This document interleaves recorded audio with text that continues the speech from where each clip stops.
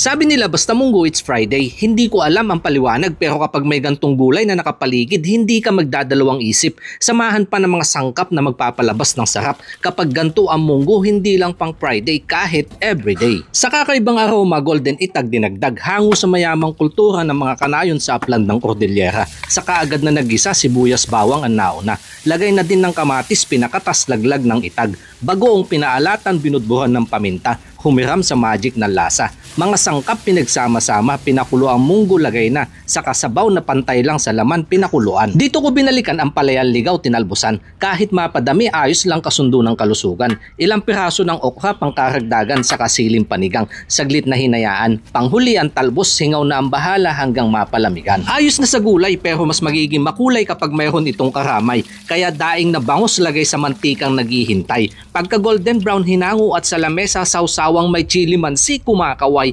Sa kataas ng kamay pasasalamat sa Diyos panibagong biyaya ibinigay. Dito agad tayo sa itag.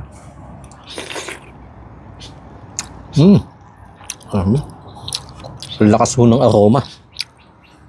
Mayroon siyang kaunting kunat. Pero ang sarap ho sa bibig.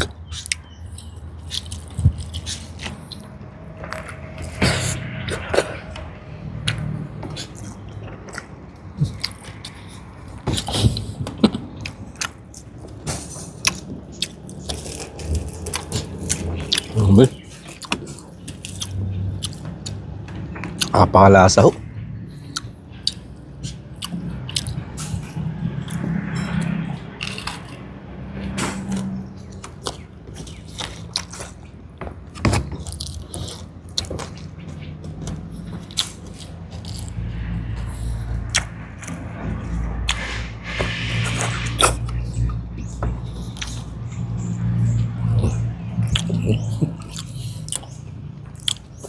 Hitik na hitik sa talbos.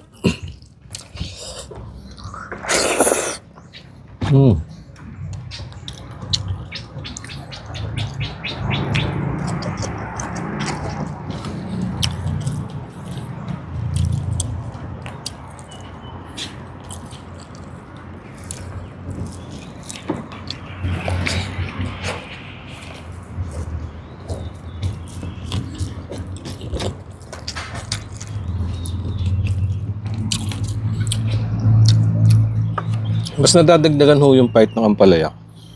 Gawa nung nilagyan ko ito ng kalamansi.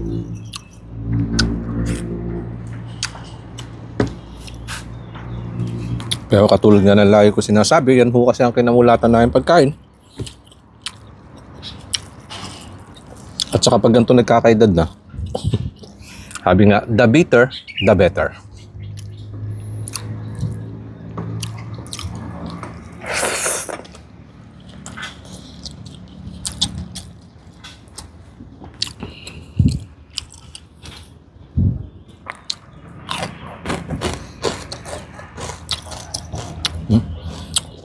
Sibuyas.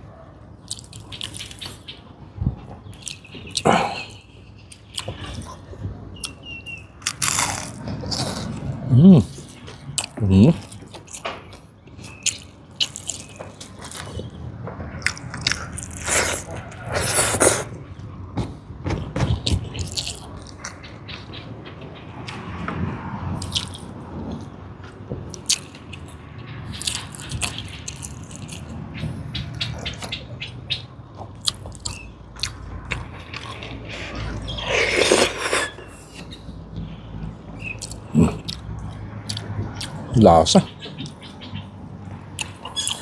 Simple luto lang ho sa munggo. Pero may karne, isda, gulay, kumpleto na. Sa sarap at saka sa sustansya.